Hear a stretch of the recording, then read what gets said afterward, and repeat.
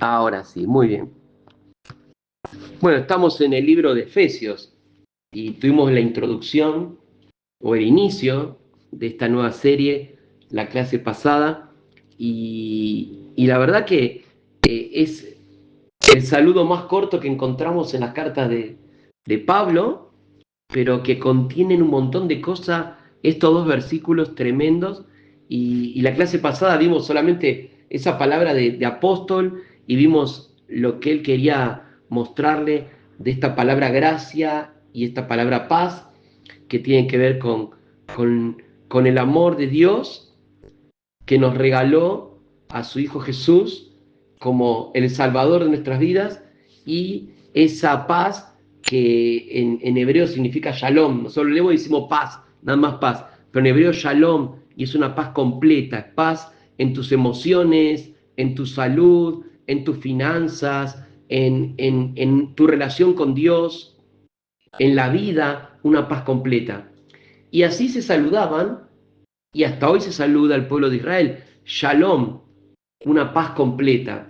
Pero en la época de Jesús y del apóstol Pablo, también se saludaban con que la gracia de Dios y el Shalom de Dios te alcancen, que es el amor y la paz de Dios sobre tu vida. Y me gusta porque cada vez que lo leemos le redescubrimos algo, ¿no? A un versículo. Y hoy estaba mirando acerca de que Pablo dice, Pablo, apóstol de Jesucristo por la voluntad de Dios. Y a mí esto me llamó la atención, ¿no? Porque es algo que en la clase anterior no lo mencionamos. Sí mencionamos qué era un apóstol, cómo era el llamado de un apóstol, si ahora hay apóstoles o no hay apóstoles, de eso hablamos. Pero me gusta porque Pablo arranca diciendo por la voluntad de Dios. O sea, no fue que Pablo un día se levantó con ganas de ser apóstol, no fue que Pablo se autoproclamó apóstol, como por ahí pasa hoy en día, que muchos se cuelgan el cartel y andan siendo apóstoles por ahí por el mundo. No fue nada de eso, sino que Pablo entiende y lo transmite así a los hermanos que fue por voluntad de Dios, ¿sí? No fue por un capricho, no fue por algo no fue por un título que él se autoimpuso, sino que fue por voluntad de Dios. Entonces, qué importante que nosotros seamos lo que seamos, sea por voluntad de Dios. Hagamos lo que hagamos, sea por voluntad de Dios. Es muy fácil, la línea es muy delgada entre nuestra voluntad, hacer lo que tenemos ganas, lo que nos parece, y por lo general son cosas buenas, porque no es que hacemos actos malos, pero muchas veces son nuestra propia voluntad y no son la voluntad de Dios. Entonces, me parece que es un tiempo en el que tenemos que entrar en ese nivel de intimidad, de conocer cuál es la voluntad de Dios en nuestra vida, qué es la voluntad de Dios para nosotros y qué cosas no lo son y son nuestra voluntad, ¿no? Muchas veces, y yo creo que la mayoría de las cosas que hacemos, las hacemos primero en el impulso de nuestra voluntad. Nos parece bueno, nos parece agradable, nos parece lindo, nos parece una bendición, nos parece, ¿no? Y entonces lo hacemos. Y luego nos damos cuenta que tal vez eso no era la voluntad de Dios. Entonces, qué importante es que todo lo que hagamos tengamos claro que es por voluntad de Dios. Y algunos, en los que venimos de mucho recorrido en el camino con Cristo, sabemos que muchas veces nos hemos preguntado, ¿y cuál es la voluntad de Dios? ¿No? Porque esta pregunta nos la hicimos muchas veces. Y la voluntad de Dios es que nosotros podamos primero permanecer en Él, ¿sí? Y que luego nosotros transmitamos quién es Él en este mundo. Esa es la voluntad de Dios, ese es el plan que Dios tiene, que a cada uno se lo va a hacer cumplir de una manera diferente, cada uno lo va a llevar a cabo de una manera diferente, pero el plan es el mismo, no cambia, y es presentar este Dios único y verdadero al mundo, y es ser luz para este mundo, ¿no? Entonces, ese es el plan. ¿Cómo lo transmitimos? Cada uno va a tener esa gracia que Dios puso diferente a la del otro y lo va a transmitir así. Pero siempre estemos como revisando eso, ¿no? Si somos lo que somos y hacemos lo que hacemos por voluntad de Dios. Me parece súper importante esto que Pablo aclara, ¿no? Y entonces, bueno, Ahí arranca ese saludo, como vimos la semana anterior, la clase anterior, que saluda a estos hermanos, dice, fieles en Cristo Jesús, a los que están en Éfeso, y dice, paz a vosotros de parte de Dios nuestro Padre y del Señor Jesucristo, ¿no? Y ya arranca bendiciéndolos, ¿sí? Ya arranca recordándoles algo tan importante como Nelson decía, como la gracia y el favor de Dios, la gracia y ese estar completos en Él. Y a mí me hace ver algo también importante que tiene que ver con esta identidad de hijos que tenemos que tener. Y creo que una de las cosas que Pablo afirma en esta carta, uno de los temas más importantes es este tema de la identidad, ¿no? De tener claro quiénes somos. Cada uno nació en una familia con un apellido determinado y entonces uno está seguro que pertenece a esa familia y entonces uno sabe cuáles son las costumbres de esa familia, las características de su familia, ¿no? Nosotros tenemos una característica y es que, por ejemplo, somos muy familiares los fines de semana, nos gusta pasar tiempo juntos, entonces a veces nos cuesta congeniar con todos porque ya los hijos son grandes, mi hermana, mis sobrinos, pero siempre tratamos de buscarle la vuelta para almorzar o merendar juntos el fin de semana y pasar tiempo juntos, ¿no? Y la vez pasada hablábamos que para nosotros es súper común eso. Y mis hijos me decían, pero mamá, no es común en todas las familias que se tengan que juntar 15 personas en el fin de semana. Y para nosotros es lo más común del mundo. O sea, es al revés. Si no, eso no fuera así, nos parece raro, ¿no? A veces cuando la casa está tranquila un fin de semana decimos, uy, qué raro que está todo. Porque para nosotros es común eso en nuestra familia. Para otras familias tienen otras características, pero creo que necesitamos encontrarnos en la familia de Dios. Necesitamos encontrar nuestro lugar en la familia, necesitamos encontrar sobre todo nuestro lugar como hijos, ¿no? Y eso es algo que a veces nos cuesta, ¿sí? Nos llamamos cristianos, nos llamamos hijos de Dios, pero nos cuesta mantener esa identidad que tenemos, ¿sí? Yo no solo soy Paula, yo soy primero hija de Dios, ¿no? Esa tiene que ser mi identidad. Y a partir de ahí, todo en mi vida tiene que fluir como hija de Dios. Hablando de esto, tenemos que entender que esta carta está dirigida a los hijos. El apóstol Pablo no tuvo hijos, no se habla de una familia natural como la que estás hablando, Paula, pero sí él habla de una familia espiritual. Entonces, cada comunidad, cada ciudad, cada lugar donde él estuvo, él sumó familias a su vida y pasaron 10 años y él escribe una carta ahora a una de sus hijas, porque no se olviden que Pablo estuvo 3 años en Éfeso y ahí él abre esta comunidad de fe y ahora le está escribiendo una carta para darle una bendición ya en el saludo, en estos 2 versículos que en una carta abre una puerta muy grande para aquel que lo está leyendo. Y es una de las cartas que se leía en todas las iglesias, porque fue dirigida a Éfeso, pero todas las iglesias agarraban las cartas y las leían porque vinieron de mano de Pablo, escritas por Pablo en una cárcel, y se toma como doctrina.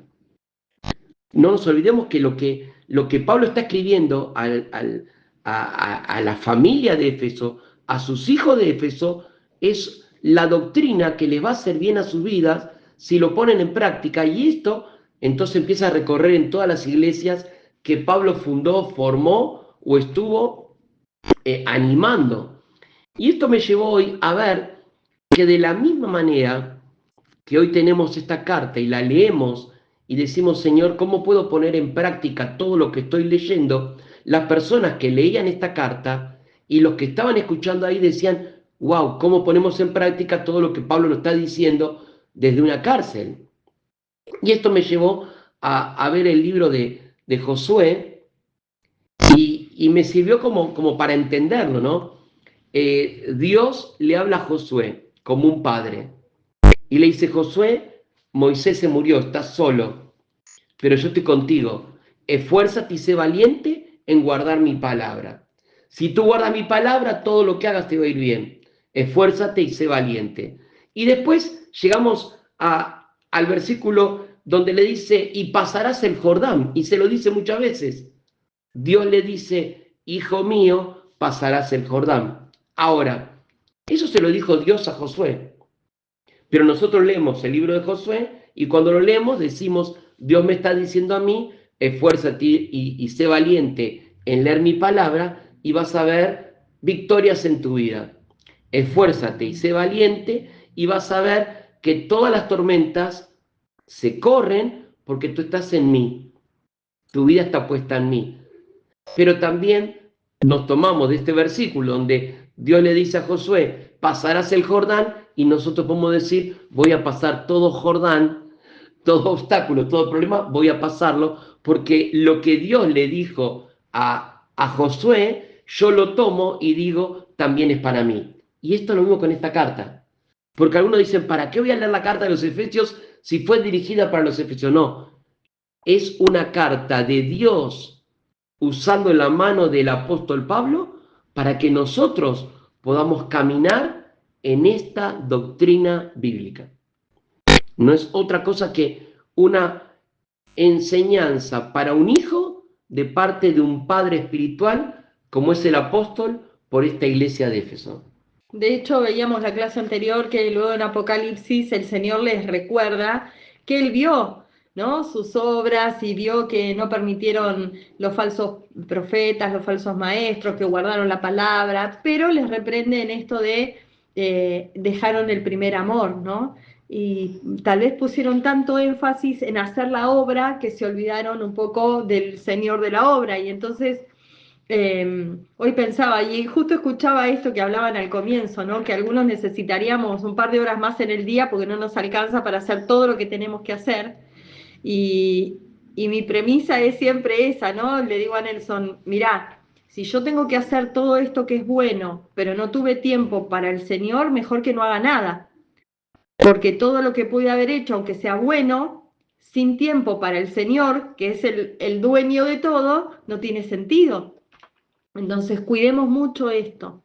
Cuidemos de no llenarnos de cosas, de actividades, no sé, de reuniones, de trabajo, de tal modo que al final del día no nos haya quedado un momento para el Señor. Porque en definitiva Él es el dueño de todo. Él es nuestro todo. Como decíamos, si Él vino a completarnos, entonces todo lo que somos y tenemos le pertenece a Él. Entonces, si no tuvimos el tiempo y no lo pudimos agregar en nuestra agenda, estamos en un problema, ¿no? Entonces, Él tiene que ser el primero en todo, la preeminencia en todo. Entonces, creo que ahí es algo que me hizo ver esto de los hermanos de Éfeso, ¿no? Eh, Tenemos que volver todo el tiempo a recordar qué es lo importante, qué es lo verdaderamente importante. Podemos estar haciendo bien la obra del Señor, pero podemos estar descuidando al Señor. Cuidemos esto, ¿no?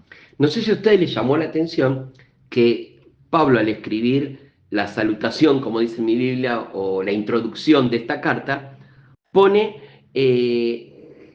paz a vosotros de parte de Dios, nuestro Padre, y del Señor Jesucristo. Y no dijo el Espíritu Santo.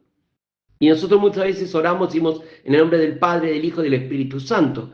Y uno dice, ¿entonces Pablo no creía en la Trinidad? No, sí, Pablo creía en la Trinidad. Lo que pasa que él escribe en nombre de nuestro Padre y del Señor Jesucristo porque el Espíritu Santo ya está en cada uno de nosotros.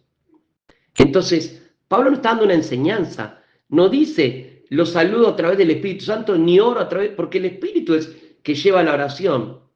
Y esto no es para que ninguno ahora diga, uy, estoy orando mal. No, es que Pablo está acá guiando a que el Espíritu Santo está en nosotros y que nosotros tenemos que ir a través del Espíritu al Padre y al Hijo.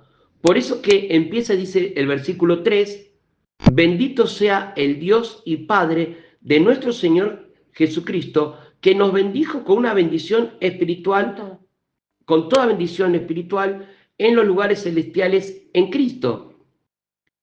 Y acá podemos detenernos y empezar a tener horas para hablar sobre esto. Y no sé si ustedes se hicieron la pregunta y estuvieron leyendo, ya está en YouTube todos los capítulos del libro de Hechos, faltan algunos que se están subiendo todavía, pero ya está este primer capítulo del inicio de esta serie de Efesios, y el de hoy también vamos a subirlo para que ustedes puedan volver a repasar y puedan leer las Escrituras y decirle al Espíritu Santo que le traiga la revelación y el misterio del Padre que estaba oculto hasta que se manifestó a través de Jesucristo. Entonces, en este versículo 3, lo que dice acá es que hay una bendición que está en los cielos, y esa bendición es el Señor. Pedro dice en su carta de Primera de Pedro, dice que el Señor está sentado a la diestra del Padre y bajo sus pies están principados, potestades y huestes de maldad. Y asimismo Pablo también recuerda esto para que podamos tener presente que Jesús está a la diestra del Padre intercediendo por cada uno de nosotros. Y no me quiero adelantar mucho, pero en el versículo 20, ando con dos Biblias hoy. En el versículo 20, lo tenía separado y... Igual recordemos que también a la diestra significa lugar de autoridad, ¿no? Y por algo lo remarca, por algo hace énfasis en eso. Es el que tiene toda autoridad. Dice, versículo 20 del capítulo 1, la cual operó en Cristo, resucitándole de los muertos y sentándole a su diestra en los lugares celestiales. Esta es la primera bendición que tenemos. Decíamos en la clase pasada que siempre que hablamos de bendición, pensamos que es una bendición material o es algo acá en la tierra. Pero nosotros tenemos hoy este material que es de plástico y en unos años se rompe todo y se deshace. Pero la bendición que tenemos es eterna. La bendición de Jesús, que Pablo va a hablar ahora más adelante, es eterna. Miren lo que dice acá. Dice, Él está sentado a la diestra en los lugares celestiales y sobre todo principado y autoridad, igual que Pedro. Él nos está enseñando, y poder y señorío, y sobre todo nombre que se nombra, no solo en este siglo, sino también en el venidero. O sea, Pablo está diciendo, no solamente en este tiempo, sino hasta que Él regrese, su nombre es poder sobre toda hueste de maldad, sobre toda tiniebla y sobre todo lo que se quiera levantar para destruirnos. Por eso necesitamos ir a la cruz, doblar nuestras rodillas y decirle, Señor, quiero morir acá.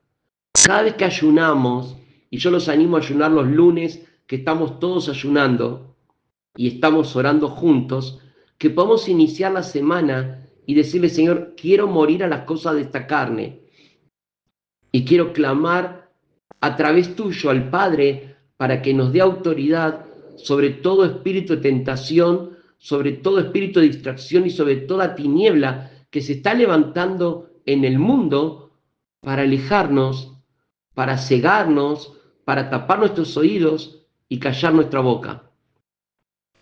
Dice, señorío sobre todo nombre que se nombra, hay el nombre más grande, que es el nombre de nuestro Señor, no solo en este siglo, sino también en el venidero.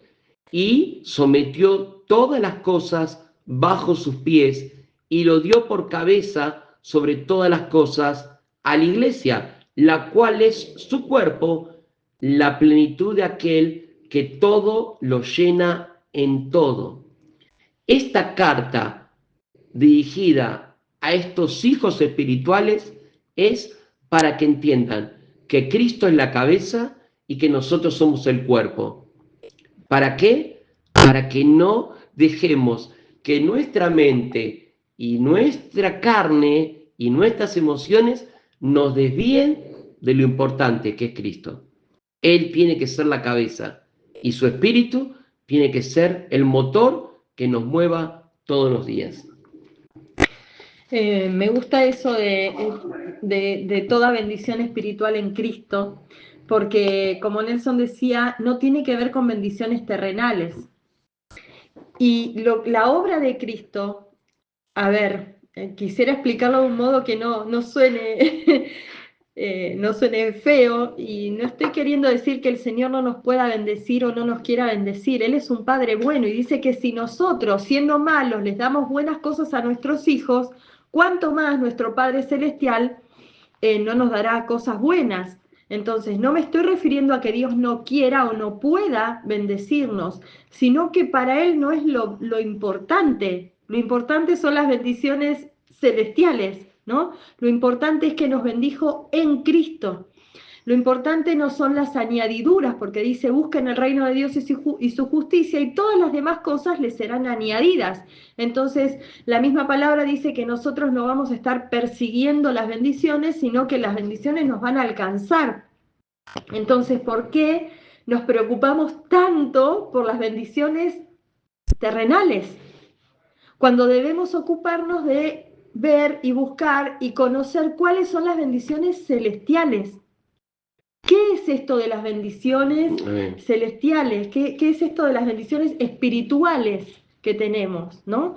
Y entonces lo primero que encontramos, la primera bendición que encontramos es que fuimos amados y adoptados como hijos y hechos miembros de la familia de Dios. O sea, siendo extraños, siendo de una familia extraña, siendo extranjeros para lo que era el pueblo de Dios, vinimos a ser pueblo y vinimos a ser familia de Dios. Entonces, las bendiciones espirituales que tenemos, en primer lugar, están relacionadas a nuestra identidad como hijos. ¿A quiénes somos ahora? Ya no somos lo que éramos, ahora somos hijos. Dice que la palabra que ya no somos, Pablo mismo dice, no somos extraños, no somos advenedizos, sino miembros de la familia de Dios. Y como hijos, ¿qué cosas debiéramos sentir? ¿Cómo tendríamos que posicionarnos? Y muchas veces lo usamos mal, esto de decir yo soy hijo de Dios, y nos la creímos como que el mundo se debería rendir a nuestros pies, y otras veces nos comportamos como huérfanos. Y el Señor quiere darnos ese equilibrio que necesitamos, ¿no? A través de su Espíritu, y es que comprendamos claramente que somos amados, que somos aceptados, que fuimos incluidos en su familia, que somos protegidos. Y yo no sé por qué te estoy diciendo todo esto, porque no lo tenía en mis planes, pero a último momento anoté estas cosas de la identidad que tenemos como hijos. Y tal vez algunos de nosotros no nos hemos sentido así en este tiempo, ¿sí? Y debemos sentirnos protegidos, debemos sentirnos que somos provistos de todo lo que necesitamos. Debemos sentirnos que habitamos en familia, tenemos hermanos, no estamos solos. Dios no nos dejó solos porque primeramente nos dio su espíritu y en segundo lugar nos hizo miembros de una familia. No somos solamente hijos de Dios como los hijos únicos de una familia. El Señor era el unigénito del Padre y sin embargo vino a ser el primogénito entre muchos hermanos, dice la Escritura. Entonces, Él era el único hijo de Dios, pero luego se convirtió en el primogénito, o sea, en el primero de un montón. Entonces, también debemos aprender a vivir como familia de fe, como familia de Dios, como hermanos en Cristo. Y esto nos cuesta mucho a veces, ¿no?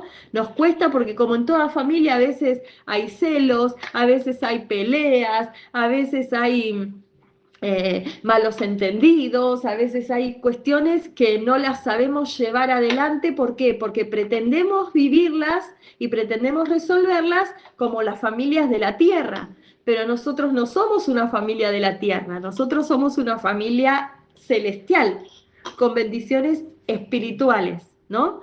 Entonces, nuestra identidad como hijos de Dios debe centrarnos en quiénes somos en Cristo, cómo Dios nos ve a través de su Hijo, ¿sí? Y cómo nosotros debemos posicionarnos, y es sintiéndonos amados, sintiéndonos protegidos, sintiéndonos aceptados.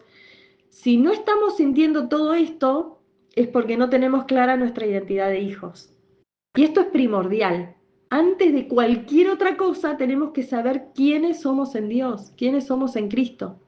Entonces, si en este último tiempo no te sentiste protegido, te sentiste que estabas como a la deriva, como que Dios nos estaba ocupando de tus asuntos, si te sentiste que te faltaron cosas, te sentiste con necesidades que no estuvieron cubiertas, te sentiste como un pobre niño desamparado, si te sentiste solo, si te sentiste rechazado, si sentiste que no eras aceptado y valorado por los demás, entonces yo te animo a que, como yo también lo tengo que hacer a diario, revisemos si estamos sintiéndonos verdaderamente como hijos de Dios, ¿no? O estamos sintiéndonos como niños huérfanos. Entonces, qué importante que podamos tener claridad en esto, porque es algo que a Pablo le interesaba, que los hermanos de Éfeso tuvieran claridad en su identidad como hijos, que eran miembros de la familia de Dios, que habían sido escogidos por Dios como miembros de su familia, como hijos amados, ¿sí? La adopción en la palabra es muy significativa. Si nosotros buscamos cómo era la adopción en la antigüedad, vamos a ver que aún cuando había alguien extranjero o alguien que era un advenedizo, que era alguien que momentáneamente estaba en esa ciudad y no iba a pasar mucho tiempo allí, para incluirlo, para que se pueda sentar a la mesa, por ejemplo, de aquellos que servían en el templo, debían hacer algo como una adopción casi, para que ese perteneciera a la familia y tuviera las costumbres de la familia y tuviera la protección de la familia estando bajo el mismo techo y viviera bajo las mismas reglas de la familia. Por eso es que Dios hace esta comparación como que somos adoptados como hijos para Él, ¿no? Porque era algo muy importante la adopción. Tendríamos que por ahí estudiar un poco acerca de eso, la importancia que tiene la adopción en las Escrituras. Por eso no es que el Señor nos llama de otra manera, sino nos llama como hijos adoptivos, ¿sí? Como alguien a quien Él escogió para darnos su nombre, su apellido. Y no es fácil. Yo no sé si alguien tiene conocimiento de lo que es la adopción aquí en el mundo, o ha experimentado algo así dentro de su familia, y no es fácil, ¿sí? No es fácil para el que viene, no es fácil para los que lo reciben, no es fácil.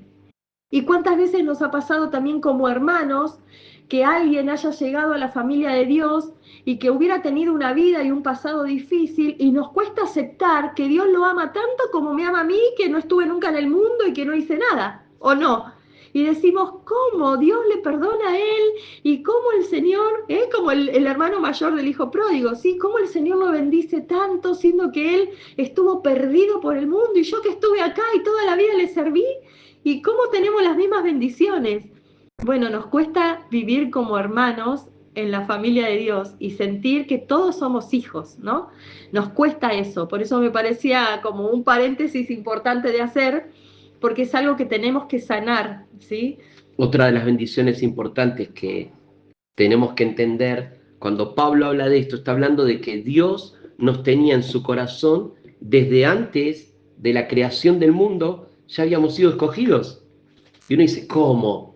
Sí, Dios ya había pensado en cada uno de nosotros. Si toda la escritura habla de que Dios quiere relacionarse con el hombre y toda la creación se revela contra Dios. Y Pablo le está diciendo, es Dios el que ha visto tu corazón, es Dios el que ha dado esa bendición de su Hijo unigénito como un regalo para que ustedes, si lo reciben, tengan vida eterna y junto con esa vida eterna ustedes puedan tener un tiempo de intimidad y una relación con Dios como cuando Adán y Eva tenían ese encuentro a diario, íntimo con Dios. Entonces Pablo le está hablando de esto, le está diciendo, ustedes necesitan entender lo que es vivir en santidad, y eso después también más adelante lo va a hablar, donde es importante que aprendan a vivir en santidad y a caminar bajo los principios de la palabra de Dios. Y a veces nosotros queremos jugar al ladrón de la cruz, ¿no? Decimos, como ladrón de la cruz, va a estar en el cielo con nosotros. No sirvió en ninguna iglesia. Jamás le predicó a nadie. No se ve ningún tipo de cambio en su vida. Ni se bautizó. No se bautizó. ¿Qué hizo el ladrón de la cruz? Creer en Jesús. Creer en el Hijo de Dios. Porque su declaración y su confesión fue: yo creo en ti y sé que si tú estás en la eternidad, yo quiero estar contigo. Y lo vamos a ver en la eternidad. Ahora, nosotros somos los primeros que empezamos a juzgar y empezamos a decir cómo, esto, aquello, lo otro. Pero el Señor no nos juzga. El Señor ya preparó todo de antemano para que cada uno de nosotros tengamos la misma oportunidad que tuvo el ladrón de la cruz. Elegir o por ir por el camino de la vida eterna o por ir por el camino de disfruto todo aquí en la tierra, hago lo que quiero, pero no voy a tener la oportunidad de ver a Jesús cara a cara y de vivir por toda la eternidad. Y esto es la bendición que también Pablo les habla, que tenemos todos nosotros, que es de poder alabar y adorar al Señor. Sí, se vienen dos versículos que son un poco controversiales, ¿no? Y acá nos salimos de lo hermoso de la identidad como hijos y tenemos que entrar en un tema más teológico que es un poco controversial, ¿no? Es como esa verdad que cuesta encontrar el punto medio. Y acá tenemos el verso 4 y el verso 5, vamos a leerlo. Yo lo tengo en traducción al lenguaje actual. Dice: Dios nos escogió en Él antes de la creación del mundo para que vivamos en santidad y sin mancha. Recuerden esto, ¿para qué nos escogió? Para que vivamos en santidad y sin mancha delante de Él. No nos escogió para que fuésemos esto o aquello o lo otro. Nos escogió para vivir en santidad y sin mancha delante de Él, ¿sí? Dice: en amor nos predestinó para ser adoptados como hijos suyos por medio de Jesucristo, según el buen propósito de su voluntad, para alabanza de su gloriosa gracia que nos concedió en su amado. Es maravilloso, son maravillosos estos dos versículos, pero nos meten en un debate, ¿sí? Y aquí se viene por un lado la doctrina calvinista y se viene por el otro lado la doctrina arminiana.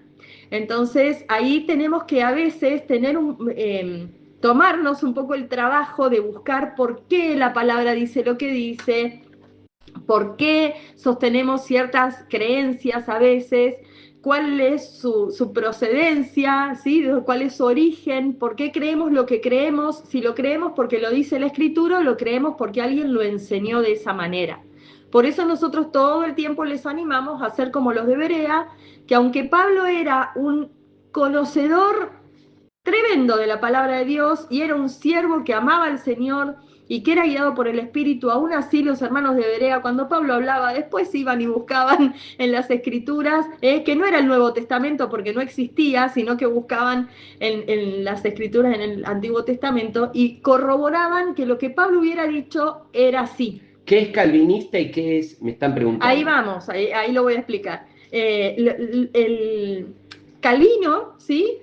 Tenía una doctrina que, dicho sea de paso, Calvino tenía una tendencia antisemita. Ya se puso bueno, dice Arturo. Calvino tenía una tendencia antisemita, como decía, y Calvino sostenía esta doctrina de la predestinación, ¿sí? Lo que él decía era que, parafraseándolo un poco para no hacerlo muy complicado, lo que él sostenía era que Dios ya había predestinado, basándose en algunos versículos bíblicos que después, si quieren, se los voy a pasar por un chat o algo así, porque son varios y no podríamos hoy leerlos todos, pero él se basaba en varios versículos de la Biblia que habla acerca de la predestinación y justamente Pablo es el que habla de predestinación en muchas de sus cartas. Y para él la predestinación era que Dios ya había, desde antes de formarnos a cada uno, Dios ya había predestinado quién iba a ser salvo y quién no. y que como que nadie iba a escapar de eso, ¿no? Algunos habían sido predestinados para salvación y otros para perdición.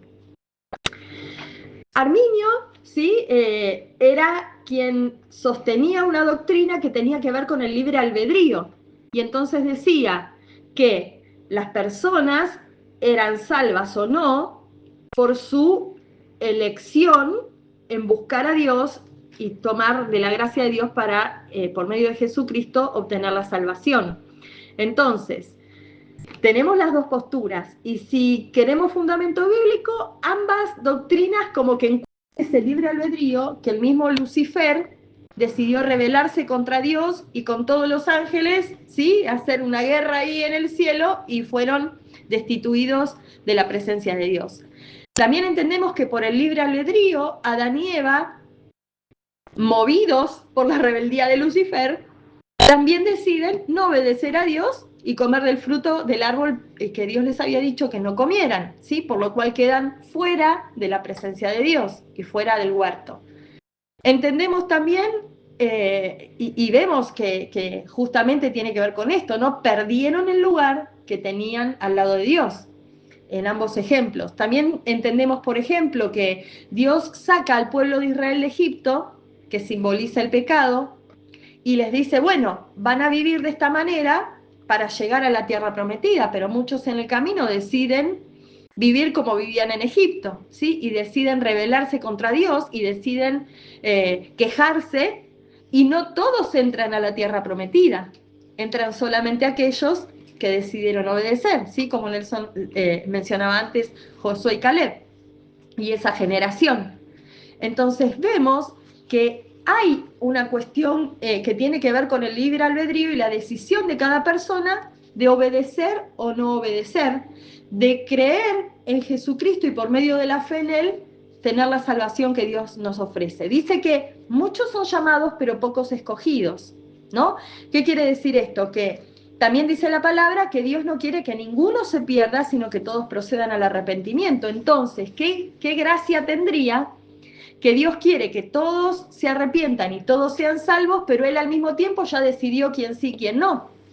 ¿No es cierto? No tendría mucho sentido. Entonces, tampoco tiene que ver la salvación con nuestra decisión, porque por nosotros mismos no podríamos salvarnos, ni aun cumpliendo toda la ley de Dios podríamos salvarnos, ¿sí? Y recordemos una vez más, que me parece importante, que Dios no había dado la ley para obtener salvación, sino para que sepan cómo vivir en la tierra, ¿sí? Entonces, la salvación únicamente es por Jesucristo, porque Dios ya tenía ese plan desde antes de la fundación del mundo. Entonces, Dios no le va a dar al pueblo una ley para que se salve, cuando Él ya tenía en mente enviar a su Hijo aún antes de formar el mismo mundo. ¿Se entiende? Entonces, ¿vieron qué importante que es ir uniendo cabos en la palabra y no quedarnos con cosas sueltas? Tenemos que hacer como conectar una con la otra para llegar a un buen entendimiento de lo que Dios quiere, ¿no? Entonces, si Dios dice que el Cordero fue inmolado antes de la fundación del mundo, o sea, antes de crear el mundo, el Señor ya se había dado a sí mismo. El Señor no fue inmolado en la cruz. El Señor ya se había inmolado antes. Él ya había decidido venir. Si el plan era formar el mundo y el hombre pecaba, Él ya había decidido darse a sí mismo, antes de todo eso. Entonces, ¿cómo Dios va a decir que va a enviar a su Hijo para salvar al mundo si Él ya tiene decidido quién se salva y quién no? En vano hubiera sido la obra de Cristo, ¿no? Entonces, miren qué importante que es ver por qué creemos lo que creemos y tener una teología correcta, ¿no? Entonces, no estoy ni a favor de una ni de otra, sino que quiero llegar por la palabra al entendimiento de por qué. Entonces, no es por nuestras obras, no es por nuestro guardar la palabra, sino por la obra de Jesucristo en la cruz. Es la única manera de obtener salvación. Eso es por gracia de Dios. Y esto es lo que tiene que ver más con lo que los arminianos creían, ¿no? Más con esa doctrina de que es por gracia y no es que Dios ya digitó quién sí y quién no. Y yo le voy a dar un ejemplo, como que a mí me gusta siempre verlo con ejemplos, graficar las cosas, ¿no? Y yo veía este ejemplo, que el que es un diseñador de modas, por ejemplo, y quiere hacer, no sé, un vestido para una mujer, tiene una idea en su cabeza. y hace un molde, un patrón, para que luego alguien corte la tela o él mismo corte la tela y confeccione ese vestido. Pero primero, ¿dónde estaba el vestido? Ya lo tenía en su cabeza, ya estaba la idea acá. Bueno, esto es lo que la predestinación significaría para nosotros. Dios planeó que aquellos que creyeran en su Hijo iban a vivir, como dice acá, en santidad y sin mancha delante de Él. Esa es la predestinación. La palabra buscaba que en el griego proorizo significa declarar a favor anticipadamente, es decir, algo por anticipado, ¿no? Es como el molde. El molde no fue molde primero, ya estuvo en la mente del diseñador el vestido y luego hace el molde. Entonces Dios ya tenía en mente que aquellos que creyeran en su Hijo iban a vivir para Él apartados en santidad y sin mancha.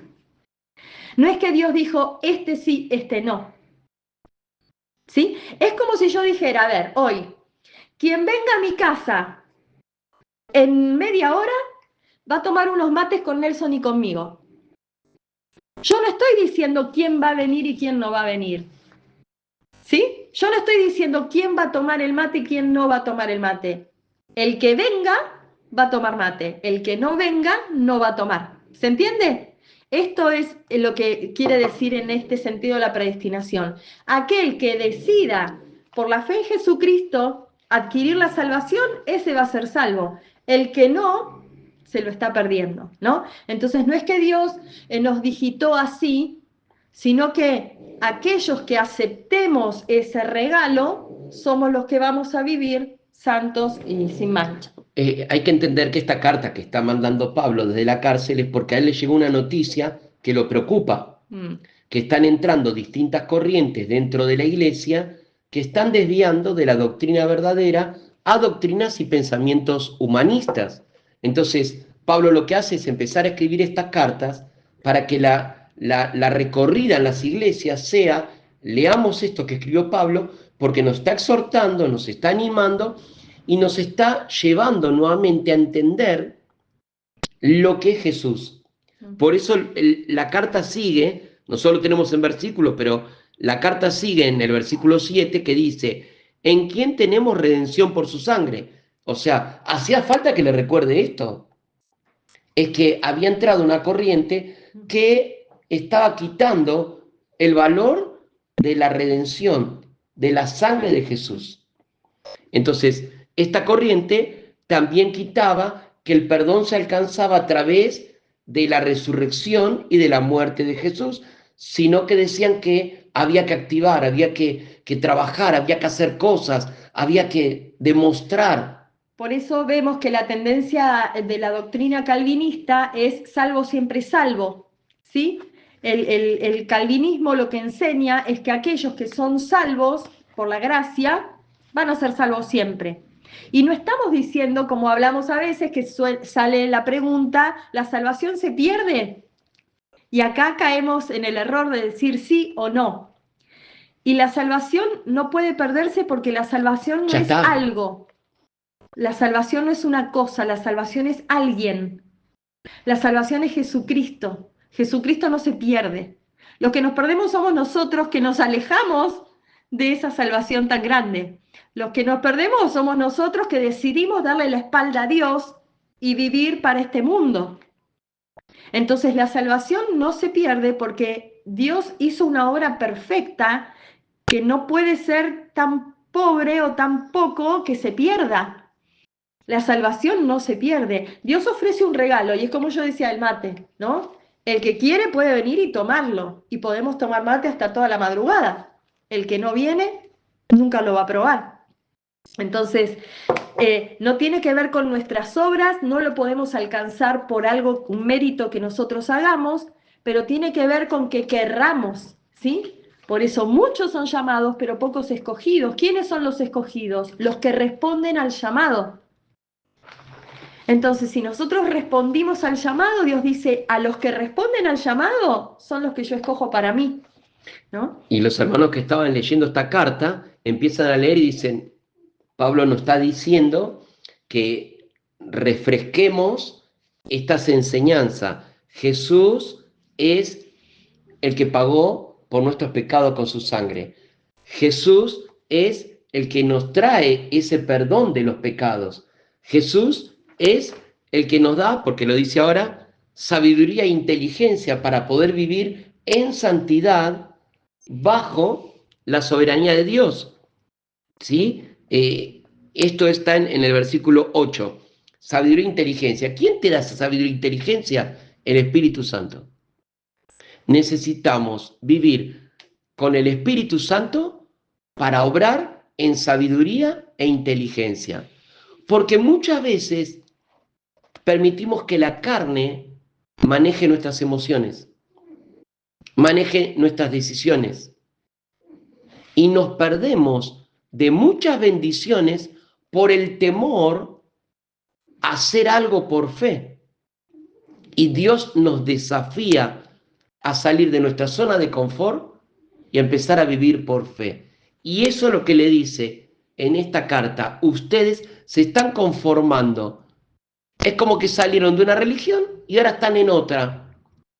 Y esto no, porque no se olviden que Jesús derribó todas las mesas para que puedan ver que la gracia es para todos y no tiene precio. Y le están empezando a poner un precio a la gracia. Y la gracia no es permiso para pecar. Total, yo peco y Dios me vuelve a perdonar. ¿Por qué estas doctrinas entraron? Hoy nosotros vemos, como recién nos enseñaba Paula, las doctrinas que estos hombres en el 1500 trajeron como para sumar a la fe protestante, saliéndose del catolicismo. Pero ya en la primera iglesia, en los primeros hermanos, ya entraban estas corrientes que el enemigo entraba como un lobo vestido de oveja para confundir a los hermanos. Hermanos, tenemos que aprender las escrituras. Tenemos que entender lo que ellas dicen, porque se empiezan a levantar distintas corrientes que a través de TikTok, a través de YouTube, a través de tantas cosas y la televisión está entrando a nuestras casas y a nuestro corazón. Veíamos con Paula en estos días que se ha levantado un hombre que está diciendo que él es el profeta, que él es el Mesías y que lo está siguiendo un montón de gente.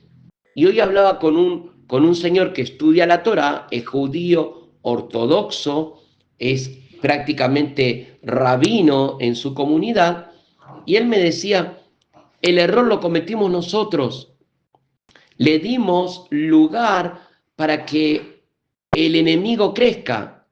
Y él no habla de Satanás, habla del enemigo como una cultura, como una religión, que es el musulmán, que dice, el que acepta seguir a Dios, agarra la Torá, la ley, y se la pone sobre sus hombros. Pero esta gente que decide elegir esta doctrina, agarra 2 dinamitas y se la cuelga en el hombro. Entonces, Dios no está hablando en esta hora y nos dice, ¿qué te quieres colgar en los hombros? Y también hemos escuchado lo que está pasando en Israel, que se prenden los árboles y se están prendiendo fuego muchos territorios. Y él me decía, ¿por qué te crees que pasa esto? ¿Lo prende el enemigo? No, no lo prende porque hay cámaras que se muestran que los árboles se prenden fuego solos. Y eso es Dios que le está dando una oportunidad a su pueblo nuevamente para que se arrepientan y lo busquen. Y hermanos, Pablo le está diciendo, es tiempo de arrepentimiento, es tiempo de oportunidad, vuelvan a las raíces, vuelvan a la sana doctrina, vuelvan al principio que Dios le habló a los apóstoles. Entonces, esto, como yo decía, Dios le habló a Josué, hoy Dios nos está hablando a través del libro de Efesios. Papá Dios nos está exhortando a volver al primer amor, a volver a mantener las lámparas encendidas, a cuidar que el aceite no se pierda.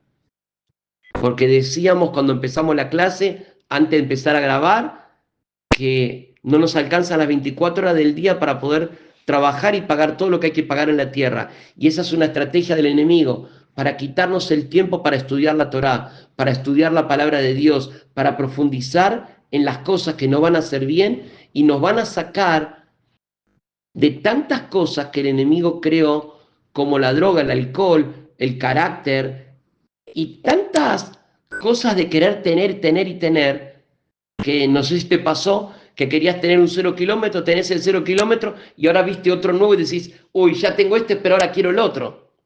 Y eso es lo que crea el mundo, el afán de más y más y más. Y vemos a Pablo que no tenía nada, pero tenía todo. Y vemos a Juan que no tenía nada y tenía todo. Y vemos a Pedro que no tenía nada, pero se encuentra con el paralítico y le dice, no tengo plata ni oro, pero lo que tengo te doy. Necesitamos saber lo que tenemos. Lo que tenemos es más importante de todo lo que podemos alcanzar y juntar aquí en la tierra. Tenemos que cuidar este tesoro que está dentro nuestro, que es el Espíritu Santo.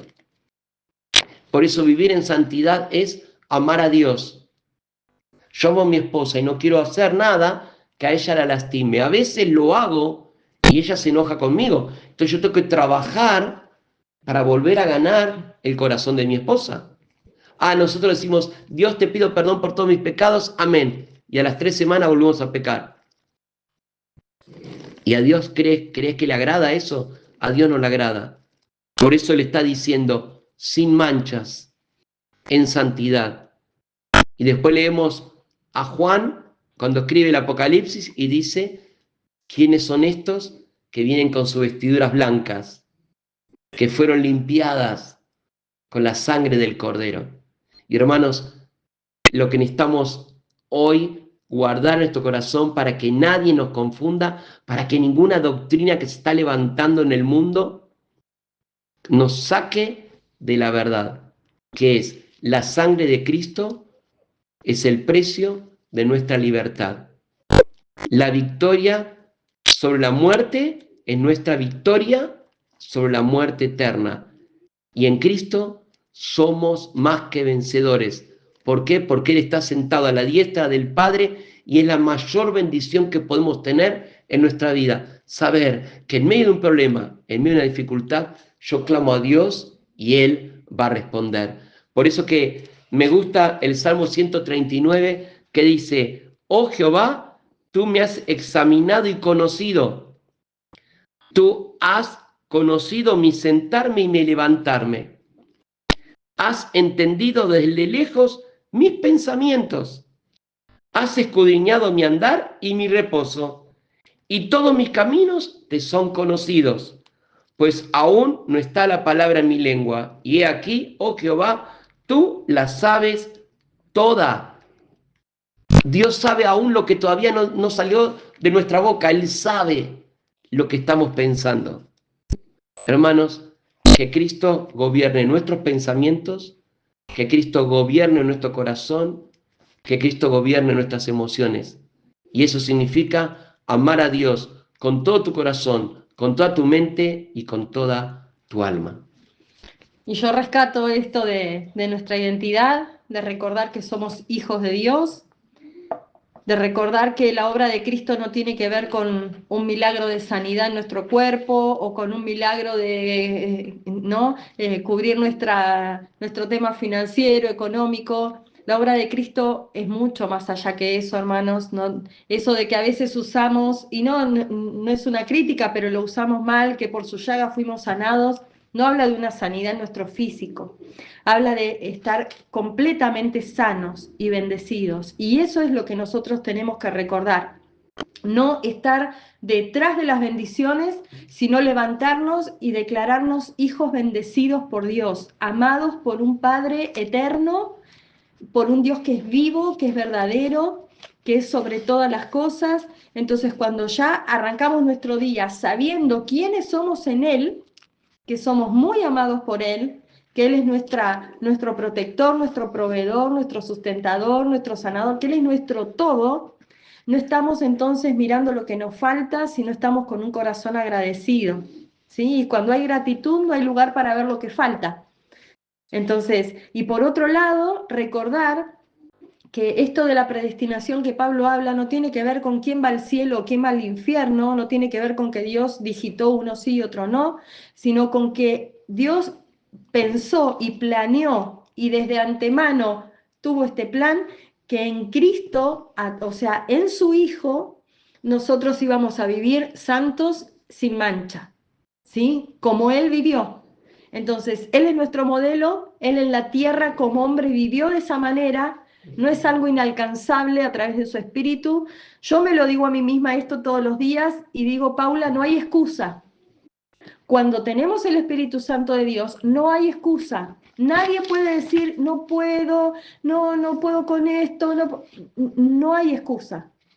¿Podemos atravesar un valle? Claro que sí, pero no nos vamos a quedar a vivir en el valle. ¿Podemos ser tentados? Claro que sí, pero dice que con la tentación Dios nos va a dar la salida. Podemos estar viviendo un tiempo de angustia, de tribulación, pero dice que Dios nos va a sacar de todas las tribulaciones. Entonces no hay excusa cuando tenemos el Espíritu Santo. Yo soy de las que no creo que haya cristianos carnales y cristianos espirituales. Para mí eso no existe. O sos o no sos. O tenés el Espíritu de Dios o vivís según la carne. No se puede tener el Espíritu de Dios y vivir en la carne. No es compatible. ¿Se entiende? Entonces, es un tiempo, creo, de ponernos más firmes en este sentido. O somos o no somos. O tenemos el Espíritu de Dios o vivimos para los placeres de nuestra carne y vivimos para el mundo. Y nosotros no pertenecemos a este mundo. Nosotros estamos de paso en este mundo, pero nuestra ciudadanía está en los cielos, de donde esperamos al Señor. Entonces, que podamos vivir de acuerdo a lo que Dios planeó para nosotros, ¿no? Y santos no quiere decir que nunca vayamos a pecar o que nunca vayamos a tener una tentación. Santos quiere decir que nos apartamos todos los días, decidimos apartarnos para Dios, para vivir para Él y para justamente vivir para la alabanza y gloria de su gracia, ¿no? Amén. Y me gusta esa canción que dice, si te tengo a ti, lo tengo todo, ¿sí? Mi amado y Salvador. Y tenemos, porque también acá Pablo le está recordando, tenemos al Espíritu Santo. No te olvides que tenemos al Espíritu Santo y Él nos lleva al Padre, y cuando vamos al Padre encontramos la mayor bendición, que es Jesucristo, que lo dio todo por amor a cada uno de nosotros. Él es aquel que complementa todo en nosotros. O sea, cuando fuimos nacidos en el vientre de nuestra mamá, había en nosotros un agujerito acá cuadradito, redondo, y solamente faltaba llenarlo con el Espíritu de Dios. Y hoy que tenemos al Espíritu Santo, somos completos.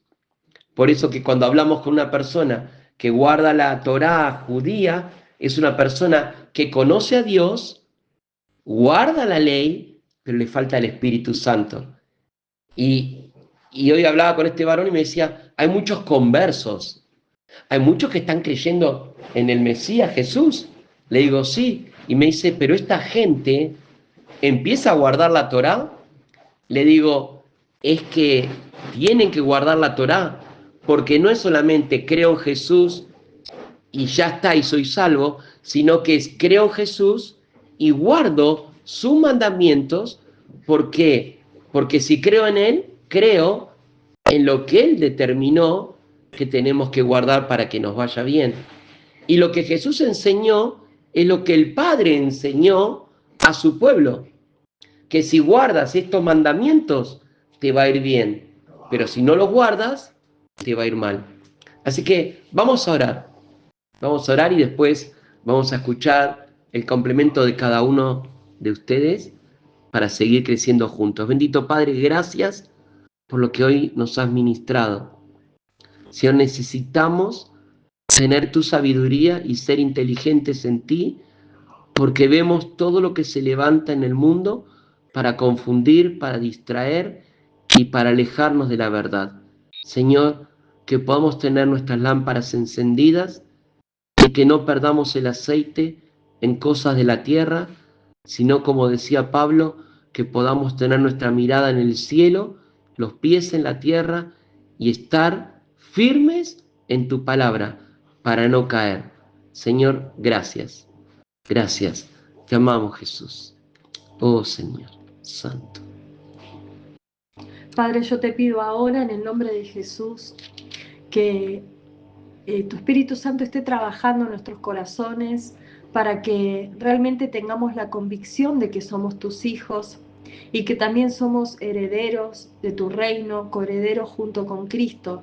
Señor, para que tengamos nuestra identidad clara y no vivamos en este mundo como niños huérfanos, pensando siempre en lo que no tenemos, lo que no nos dieron, lo que nos falta, sino que vivamos con un corazón agradecido de pertenecer a tu familia, de pertenecer a tu reino, de ser parte de tu pueblo, Señor. Gracias, gracias por eso, gracias porque solamente tú pudiste comprarnos todo eso para nuestra vida, Señor. No merecíamos nosotros estar en esa cruz, Señor, pero vos pagaste el precio por nosotros, Señor, y gracias porque tu salvación, Señor, y tu obra en la cruz y tu sangre derramada y tu cuerpo partido, Señor, no fueron simplemente para darnos una bendición en este mundo, Señor. Gracias porque, Señor, va mucho más allá de eso. Danos la sabiduría para comprenderlo, Señor. Que tu Espíritu Santo nos dé el entendimiento, Señor, de posicionarnos donde debemos estar, Señor. De saber que estamos viviendo en este mundo, pero que vivimos apartados para ti, Señor. Que vivimos para glorificar tu nombre en todo lo que hacemos, en todo lo que decimos, Señor, en quienes somos, Señor, y que tengamos ese amor, Señor, y ese fuego todo el tiempo encendido por tu presencia en nosotros, por guardar tu palabra, por honrar tu nombre, Señor. Gracias.